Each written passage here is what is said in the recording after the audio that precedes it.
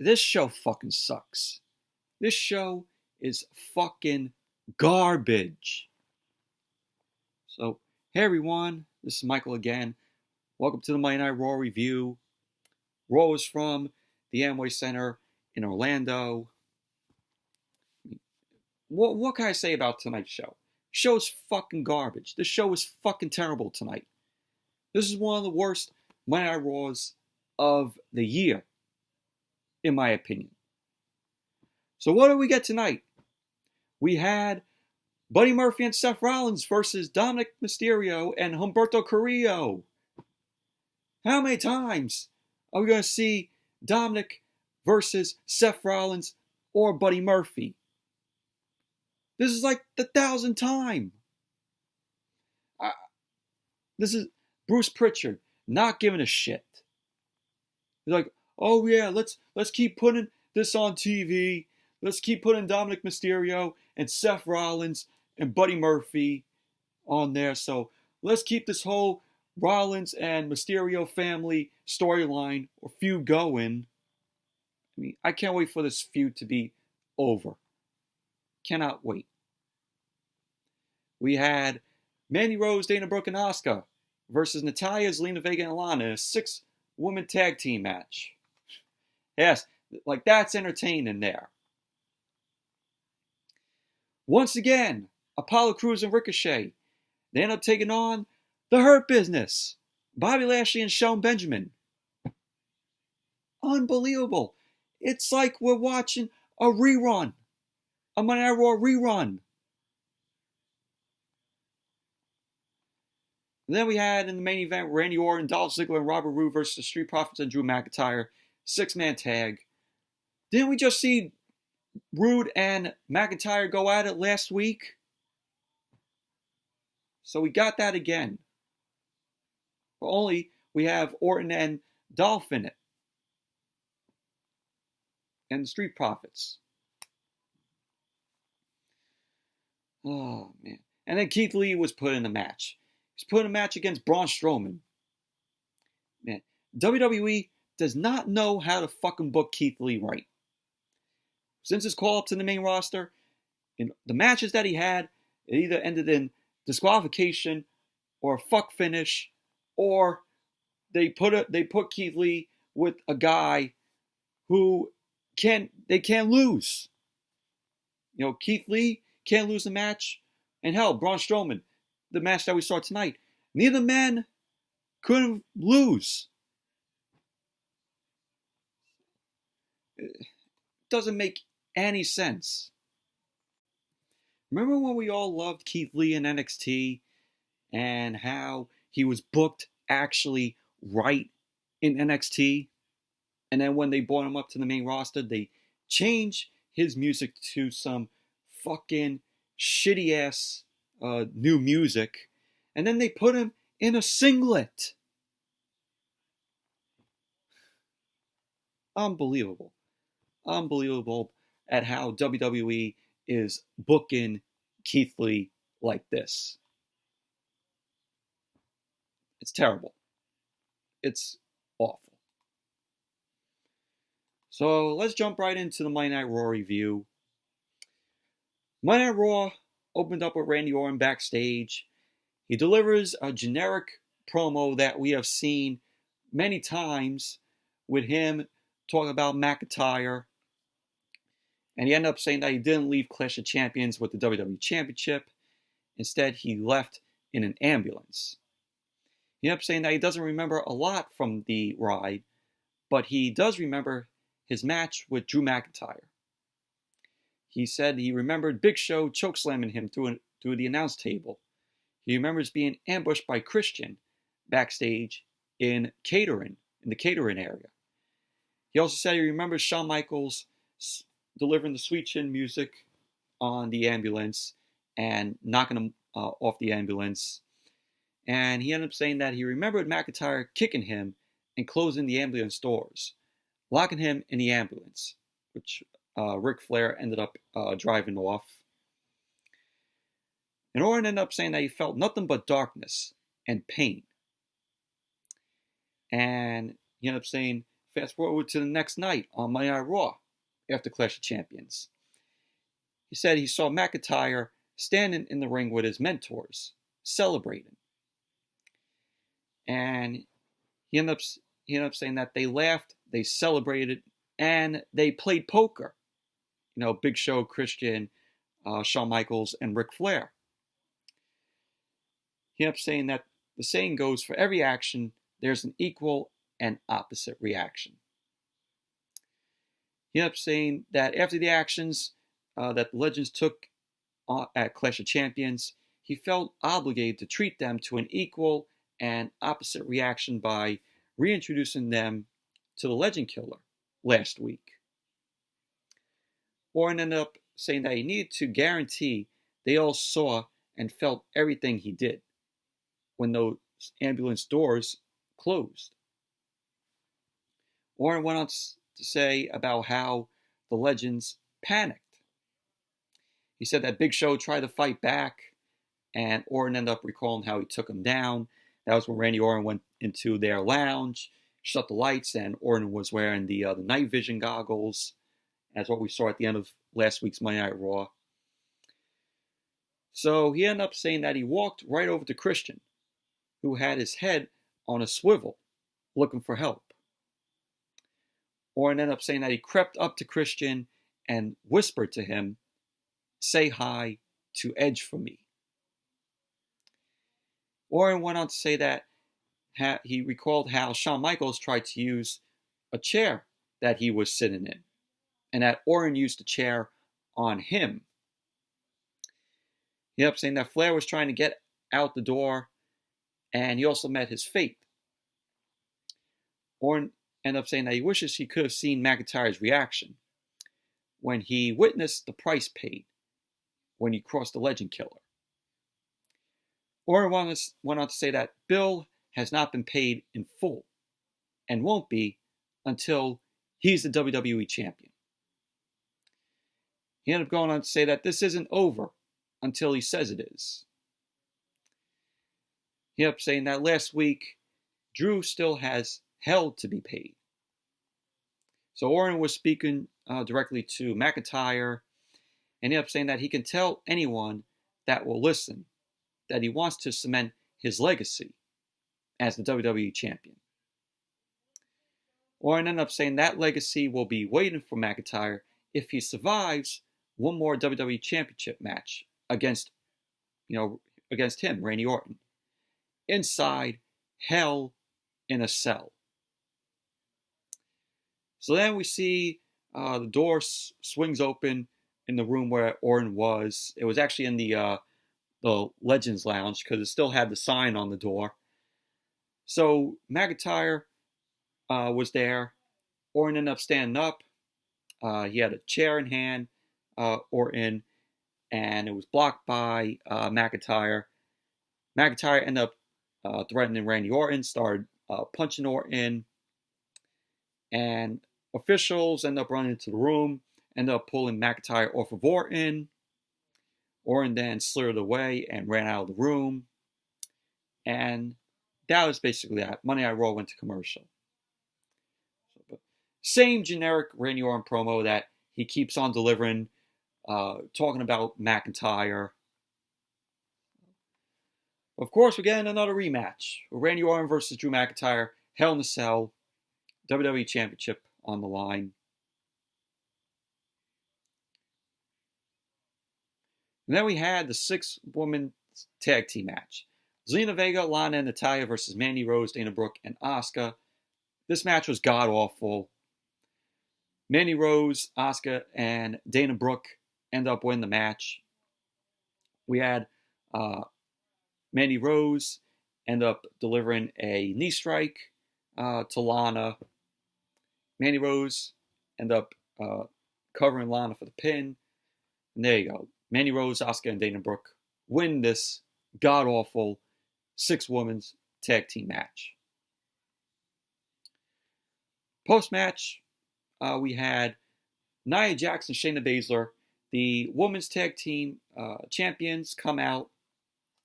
Lana and Natalya tried to retreat, but Nia Jax and Shayna Baszler end up surrounding them at ringside.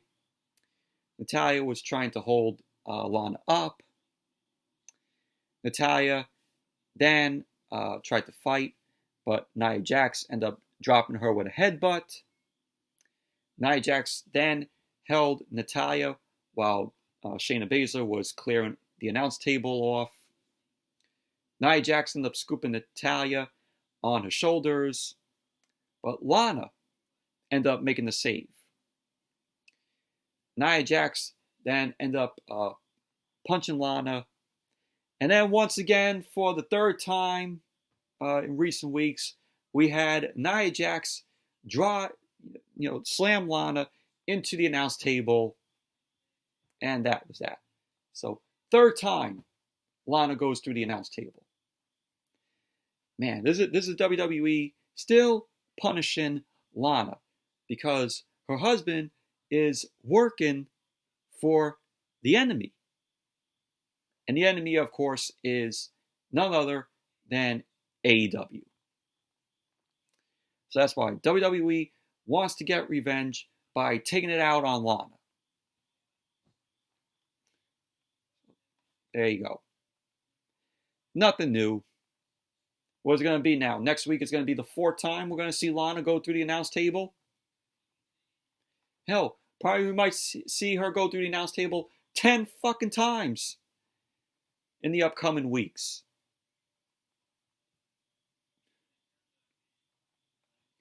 Then we had the garbage Ninja Turtle 24/7 title, where we had R-Truth backstage. He was doing a mock draft with Little Jimmy, his invisible friend. So then we saw a masked man appear to try to attack Truth. Truth ended up thinking that it was Randy Orton, because, of course, Randy Orton was dressed like the janitor last week. And we had Truth end up taking off, and he ended up slipping over, a mop and bucket. And this mystery guy ended up rolling up R-Truth for the win. And it was revealed to be Drew Gulak. Gulak ended up running away with the garbage 24/7 title. And R-Truth was like, Little Jimmy, he told Little Jimmy that they got. And that was that. But R-Truth is funny, but this fucking title needs to get off TV. It needs to be fucking retired. It's not funny anymore. It's not funny anymore with this Ninja Turtle 24/7 title.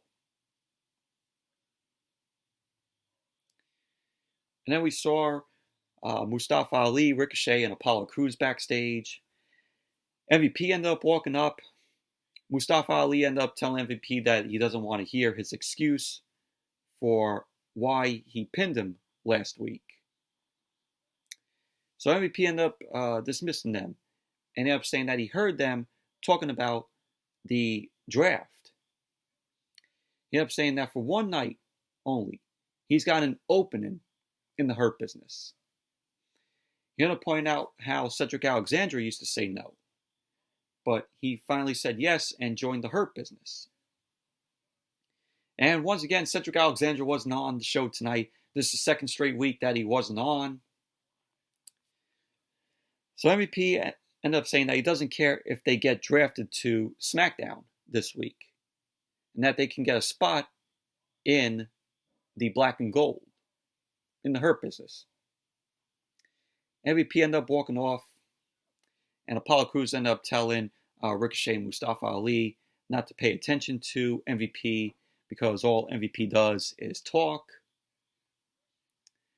So there was a little tease where we saw Ricochet. He was there, and he was considering maybe to join the Hurt Business. So we saw, a little tease of that there.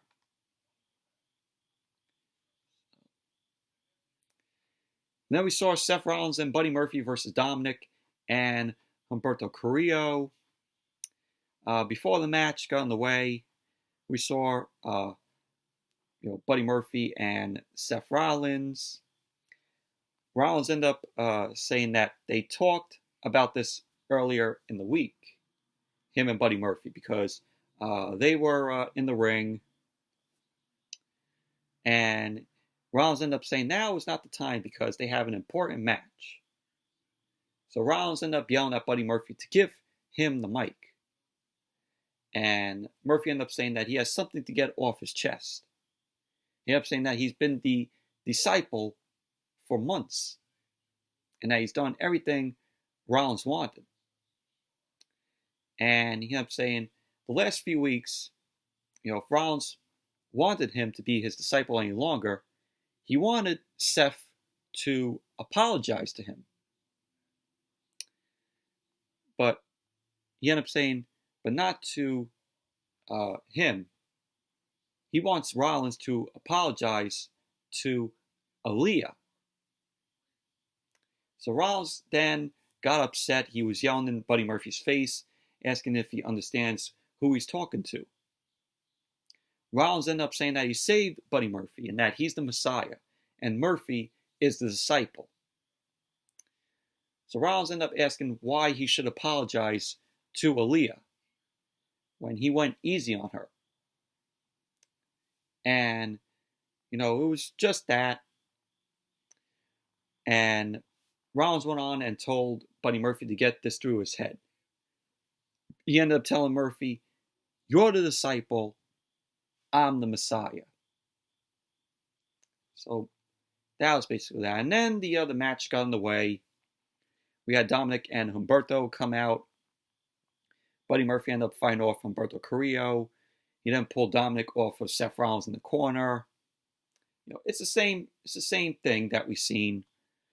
There was nothing different in this match that we didn't see before.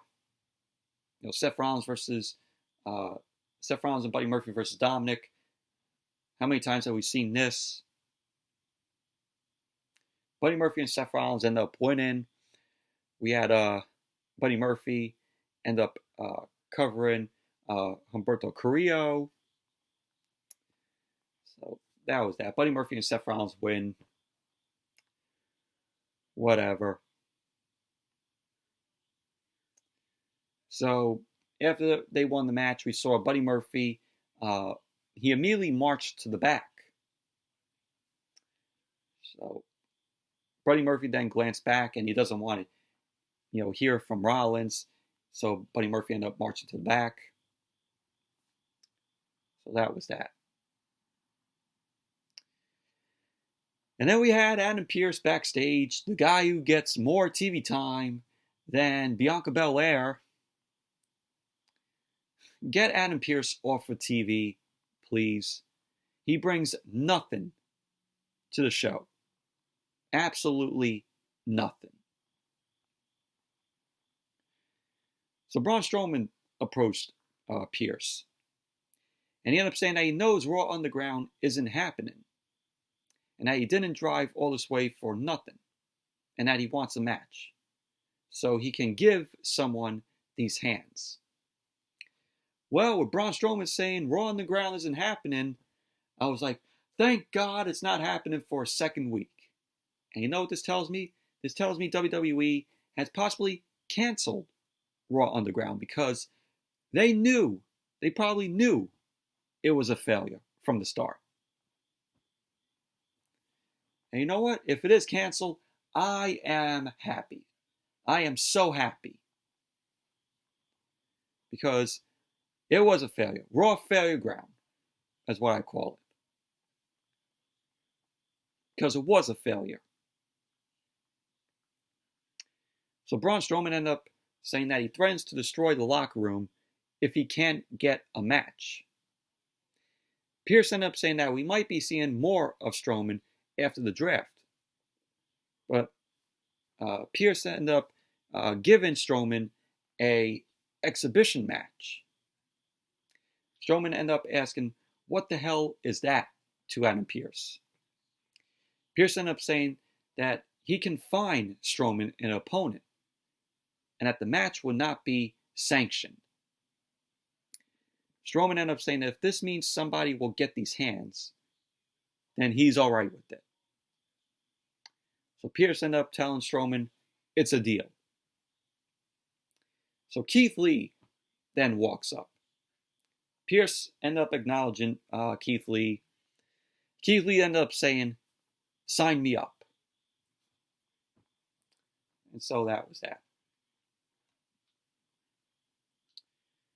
So then we saw Seth Rollins catching up with Buddy Murphy backstage.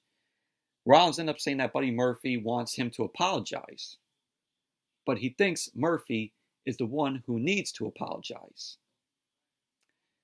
Rollins ended up saying that if Buddy Murphy still wants to be his disciple, he has until 10 o'clock to find him and apologize or pay. And that was that. So then we had the Kevin Owens show.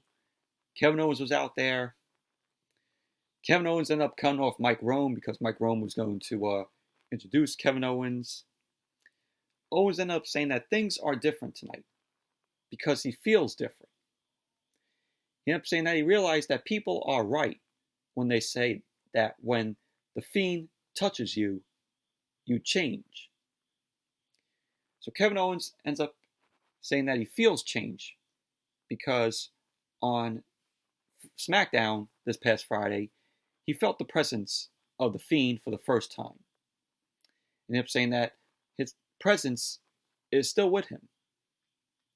He feels the anger, he feels the agony, and he feels the dread.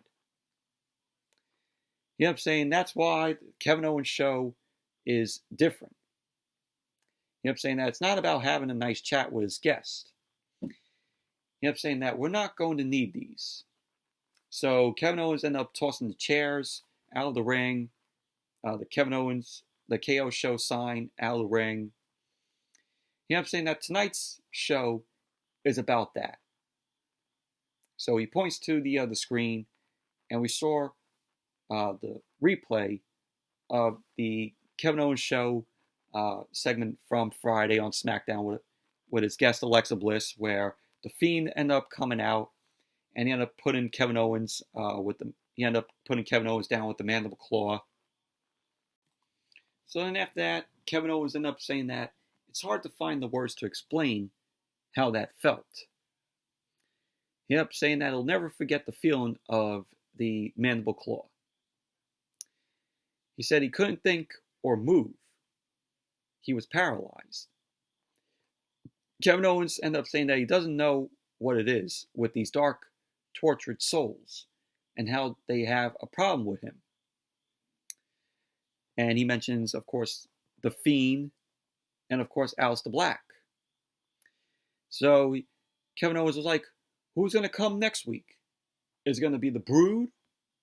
Will it be the Ministry of Darkness? He said he doesn't care about next week. He just cares about Bray Wyatt coming out to talk to him. So Kevin Owens then ends up calling out Bray Wyatt. And we see the Firefly Funhouse music comes on. Bray Wyatt is now on the screen. Bray Wyatt ended up saying that it's nice of Kevin Owens to have him on his show.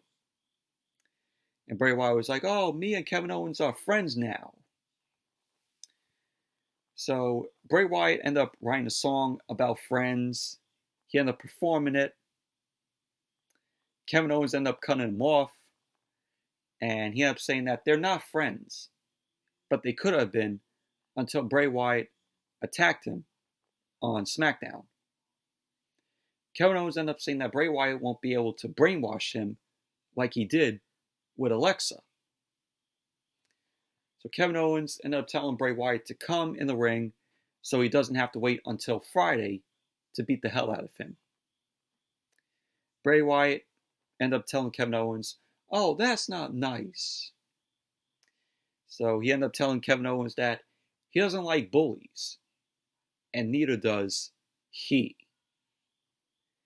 And Bray Wyatt ended up telling Kevin Owens, as far as Alexa goes, that's none of your business. So Bray Wyatt ended up saying that that's between her and him. So Bray Wyatt ended up staring straight ahead at Kevin Owens. And he ends up saying that on SmackDown, Kevin Owens will know what he's got himself into. So, Bray Wyatt, of course, he was being all serious here.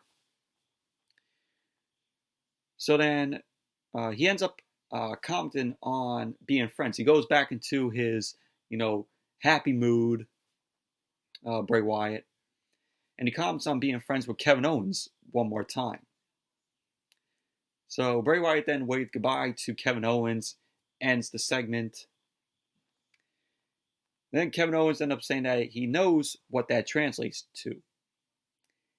And he ended up saying that he's not going to wait until Friday on SmackDown. Kevin Owens ended up saying that if Bray Wyatt won't come to him, he's going to come to Bray Wyatt. So Kevin Owens got out of the ring. He was marching up the ramp to the back. And then we see suddenly Aleister Black comes from behind and drops Kevin Owens on the ramp. Aleister Black nails Kevin Owens with the black mass. And we saw Aleister Black ends up sitting next to Kevin Owens on the ramp. And Monday Night Raw went to commercial. So that was that. And then we saw Charlie Caruso backstage with Drew McIntyre. McIntyre ended up accepting Orton's challenge for Hell in a Cell, which is going to be, of course, inside the cell. So yeah, knew that was coming. Then we had the exhibition match, Braun Strowman versus Keith Lee. Awful. Match ended in a double countout. And after the match, we had Braun Strowman yelling at the referee. Strowman ended up telling the referee to watch this. So Strowman ended up charging, and he sent Keith Lee flying through the barricade. Officials were trying to get Braun Strowman up the ramp. Keith Lee ended up getting him back to his feet. Strowman ended up coming back over. Keith Lee ended up leaping over the steps, and he decked Strowman. So Keith Lee and Strowman were brawling up the ramp to the stage. We had Keith Lee sending Strowman flying into the LED board on the stage. The officials were telling Keith Lee to stop. Strowman got back up, and Keith Lee sent Strowman flying off of the stage, and they were both laid out on the floor. And pretty much, that was basically that. But match, this didn't make any sense whatsoever. Neither guy couldn't lose, so it ended in a double count out, a fuck finish once again. Keith Lee once again in a fuck finish match. And this is why I said WWE does not know how to book Keith Lee right. Can we get Keith Lee in a match where he could win it and it's not a disqualification, or he's not put up with a guy who, if it's him or this other guy, they both can't lose? Can we get Keith Lee to win a match? Then we got another vignette from Bianca Belair. This one was focusing on, how smart she is. We saw Bianca gathering up some of her friends for game night, and that she's too smart for them, and that they're annoyed by her super smarts. And that was that.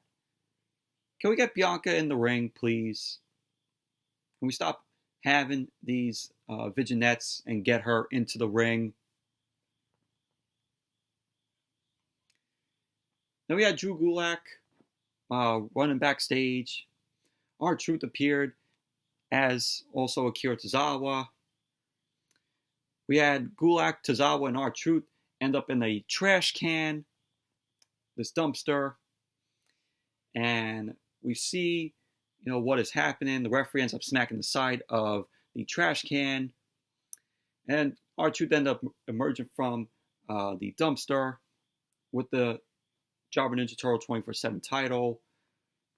Who fucking cares? Who cares? We had the Hurt Business come out. MVP ended up wanting to clear up some confusion from last week. He ended up saying that Mustafa Ali, Ricochet, and Apollo Crews did not beat them, and that they may have won a match, but they never win a fight. So MVP ended up going on about offering a spot in the Hurt Business. He ended up saying that last week would not have happened if it weren't for the interference from Retribution. So MVP then ended up putting Retribution on notice. He ended up saying that T-Bar, or as MVP called him, T-Bag, which was funny. T-Bag, T-Balls, Bane, whatever you want to call Dijakovic in Retribution.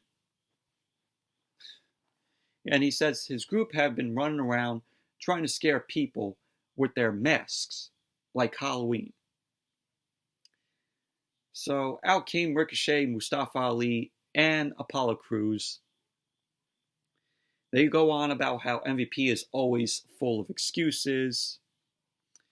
Ricochet ended up saying that he knows MVP made an offer earlier, and he doesn't want to keep MVP waiting. So Ricochet passes on trying to be in the Hurt Business. So we had Apollo Crews and Mustafa Ali poking fun at MVP. MVP ended up warning him about finding himself on the business end of a beatdown. Ricochet ended up saying that he's found himself on the other end of a beating for the past few months, and he's not running now. So then we had the match. Bobby Lashley, Shelton Benjamin, Apollo Crews, and Ricochet. How many fucking times have we seen this? Hurt Business ended up winning. Lashley applied the Hurt Lock on Apollo Crews. How many times have we seen that? Apollo Crews tapped out. Hurt Business ended up winning. Yeah, this sounds like a great Monday Night Raw, right? Right, guys? So, we saw Buddy Murphy walking backstage. He sees Aaliyah, and Buddy Murphy ended up wanting to apologize to her. He ended up saying that this is Seth Rollins' thing. You know, it has gone too far. She ended up saying that it's not Buddy Murphy's fault, but it's not her that he needs to worry about. So Aaliyah ended up asking if Buddy Murphy is still considering an apology to Seth Rollins. So Buddy Murphy wasn't, sure if he wants to offer an apology to Rollins. So then, Monday Night Raw went to commercial. So then we saw the Hurt Business backstage. Mustafa Ali ended up walking up to them. He wants MVP to bring Bobby Lashley and Shelton Benjamin with him to the ring. He ended up saying because when he's done with MVP, he's going to start on the other two. So that was basically that. So then Seth Rollins came out. Rollins then addressed Buddy Murphy and says his time has come. His Messiah awaits the apology. So Buddy Murphy then walks from the back and heads to the ring. Rollins ended up saying that they can make this quick to move forward. Rollins then asked Buddy Murphy what's wrong, because he's had an hour to get it ready. And he wanted Buddy Murphy to spit it out and get it over with for the greater good. Rollins says to Buddy Murphy that Buddy Murphy has seen firsthand what happens to people who get in the way of the greater good. He ended up going on about what they've done together and how he plucked Buddy Murphy from obscurity and that he saved Buddy Murphy's career. Rollins ended up saying that all Buddy Murphy has to do is apologize. So Rollins kept repeating himself to Buddy Murphy, saying that he should apologize and that this shouldn't be difficult. So Rollins was getting upset at Buddy Murphy. He was yelling at him. He ended up grabbing Murphy's face, yells at him, saying that he made Buddy Murphy what he is. So Buddy Murphy then had enough, and he ended up tackling Seth Rollins. He started unloading on Seth Rollins, and they ended up brawling to the floor, and they were fighting over the announce table and into the barricade. Buddy Murphy kept fighting back. Both him and Seth Rollins ended up going back and forth. And Rollins then ended up going under the ring. Buddy Murphy then ended up pulling Rollins from underneath the ring. And Rollins had a kendo stick in hand. Buddy Murphy ends up blocking the kendo stick shot from Seth Rollins. Buddy Murphy takes the kendo stick and he starts unloading shots to Seth Rollins outside of the ring. Buddy Murphy then chased Seth Rollins into the ring. Rollins was then pleading on his knees. So Buddy Murphy then ended up smacking Seth Rollins more with the kendo stick. And Buddy Murphy was delivering more kendo stick shots to Seth Rollins. He was yelling at Seth Rollins to apologize. So Rollins ended up calling out Aaliyah's name. He ended up saying that he's sorry. He's sorry. Rollins ended up saying to Buddy Murphy that he didn't mean to bring Aaliyah into this. So Rollins then took off his jacket, took off his shirt, took off his gloves. He was showing Buddy Murphy that he's done enough to him. So Rollins was begging Murphy, asking him to stop. Rollins ended up saying that he's sorry. He's sorry. He was saying that over and over to Buddy Murphy. Murphy ended up dropping the kendo stick. Rollins then leapt up from the mat. And he ended up taking Buddy Murphy down. He went for Buddy Murphy's eyes. Rollins then starts unloading on Buddy Murphy with the kendo stick. He was delivering shots to Buddy Murphy. And Rollins then went over to the ringside. He ended up grabbing a chair. Rollins brought the chair into the ring. And Aaliyah was out there. Aaliyah was trying to protect Buddy Murphy. She ended up telling Rollins to stop. Rollins then ended up exiting the ring with the chair. Dominik then ran out to be with his sister, to be with Aaliyah. And then we had Rey Mysterio and his wife Angie come down there. So we had the whole Mysterio family out there. Rollins then ended up marching to the back. And that was that. So we're still continuing with the Mysterio and Rollins feud, which needs to end. It needs to end already. How much more can they drag this whole thing out?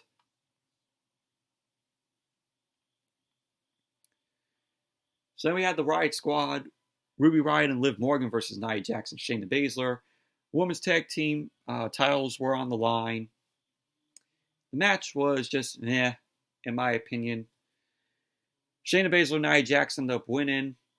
We had Baszler end up locking in the Carrillo clutch to Ruby Riott. So that was that. Shayna Baszler and Nia Jax retained the women's tag team titles. Post-match, you had Baszler end up refusing to break the Carrillo clutch on Ruby Riott. Liv Morgan ended up running in, and Liv Morgan ended up grabbing Shayna Baszler. Baszler wasn't letting go of the Carrillo clutch. And that was that. We had Liv Morgan end up checking on Ruby Riott. But overall, the match was just meh, in my opinion. So then we saw the Street Profits backstage. They were cutting a promo for the main event. They ended up saying that they want all the smoke. So McIntyre ended up appearing, and he ended up agreeing with the Street Profits. So that was that. So then we had MVP versus Mustafa Ali. And this right here, I thought was awesome. Where we had MVP and Shelton Benjamin and Bobby Lashley. They were in the ring and they were cornering Ali. So the lights started flickering. We had the LED boards go out and the Retribution logo end up coming on the boards. And then Retribution ends up returning here. They were out because I think some of them got, COVID. They were out for COVID reasons. So they end up appearing. They surround the ring. MVP end up asking Mustafa Ali if he's with them, if he's with the Hurt Business. Mustafa Ali turns and he's standing with Retribution. And Mustafa Ali was standing in front of Dio Madden, Mace, and T-Bar, Dijakovic. T-Balls, Bane, whatever you want to call him. So Mustafa Ali was standing with the both of them at the bottom of the ramp. So he gets in their faces, starts staring them down. Ali then turns and he stands with Retribution. So Ali then ends up pointing at the ring. And he tells T-Bar and Mace, get them. So Retribution then end up attacking the Hurt Business. Slapjack, Flapjack was at ringside. Lashley, Shelton Benjamin, and MVP end up fighting back. T-Bar ended up ramming Bobby Lashley into the ring post. We had Mace and Slapjack hold the ring steps. And T-Bar, Dijakovic ended up driving Lashley face first into the ring steps. And Mustafa Ali watched all that. And Mustafa Ali was slowly entering the ring. Ali then ended up standing in the middle of the ring. And Retribution ended up coming in to join him. Ali then put his palm symbol in the air. And he closed the fist. He closes his fist. And Monday Night Raw went to commercial. I thought that was really awesome. How Mustafa Ali put his hand symbol in the air with Retribution there. And, Mustafa Ali is now the leader of Retribution. He turned heel and is now the leader of Retribution. And what I think this is that WWE went back to that storyline that they dropped with the hacker. It was with the hacker storyline, I knew that it was Mustafa Ali. I knew it was Mustafa Ali because that hacker storyline, that had Sonya Deville and Mandy Rose split. That was done before WrestleMania. So then, when they were doing that hacker storyline after that, WWE ended up dropping it, and they never looked back at it. It was pretty much basically on hold. So now what they're doing is that they're going back to that hacker storyline that they dropped and making Mustafa Ali as the leader of Retribution. So Mustafa Ali was the hacker. So, and another thing is, the only reason why WWE made Mustafa Ali as the leader of Retribution is because they knew that with these stupid names that they gave Dijakovic, Dio Madden, and Shane Thorne, T-Bar, Dijakovic, Mace, who is Dio Madden, and Slapjack, who is Shane Thorne, they needed Mustafa Ali to be the leader because they thought, they thought that this whole stable is going like that. It's going downhill. And you know what? It was going downhill. Now with Mustafa Ali as the leader of Retribution, this might be decent here. This might be a little bit decent with Mustafa Ali being the leader here. So let's see what happens. Let's see what happens in the coming weeks with Mustafa Ali. And it's also a good thing because now Mustafa Ali will be on TV more. So that's a good sign. WWE needs to acknowledge, the talent that Mustafa Ali has. But I thought this was awesome. I really loved it. Loved how the way that Mustafa Ali told Mace and T-Bar to get the Hurt Business, and him being the leader of Retribution. That was a good move right there. Let's hope it could breed, a little bit decency here in this almost dead stable.